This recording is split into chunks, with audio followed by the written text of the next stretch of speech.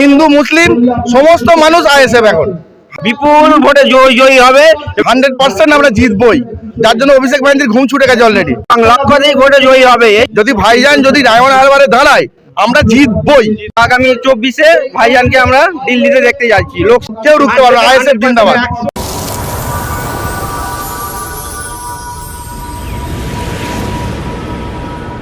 আমাদের ডায়মন্ড হারবারে আগে যা সংগঠন ছিল এখন মানে চতুর্দিকে আইএসএফ হয়ে গেছে। আপনি যেখানেই দেখবেন ডায়মন্ড হারবার আইএসএফ, হিন্দু মুসলিম সমস্ত মানুষ আইএসএফ এখন 100% আমরা জিতবই, যার জন্য অভিষেক ব্যানার্জির ঘুম ছুটে গেছে অলরেডি।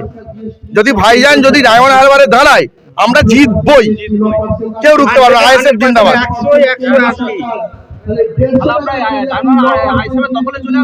একদম ডায়মন্ড হারবার আমাদের দখলে, আমাদের দখলে থাকবে।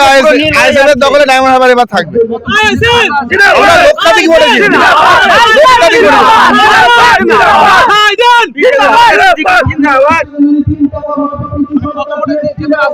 লক্ষাধিক ভোটে জিতবো বলছে, লক্ষাধিক ভোটে জিতবো, 1 লক্ষের বেশি ভোটে জিতবো। আইএসএফ থেকে এই তো শুরু হয়েছে, এখন অনেক বাকি। মোটামুটি ভাইজান যেভাবে খেলা চালু করে দিয়েছে, এবং খেলাটা চালু তো আমাদের দিদি দিয়েছিল, তো এখন ওই খেলাটা শেষ করবে আমাদের ভাইজান। বিপুল ভোটে জয়ী হবে এবং লক্ষাধিক ভোটে জয়ী হবে। এইভাবেই আমাদের খেলাটাকে শেষ করা হবে, এমন শেষ করা হবে যেন পুরো নিঃস্মার হয়ে যাবে এখান থেকে তৃণমূল। এটাই আমাদের আইএসএফের লক্ষ্য। এবং পিজ্জাদা যেইভাবে আমাদেরকে শিখিয়েছে শান্তিভাবে যদি ভোট হয় ওখানে 100% আমরা জিতছি।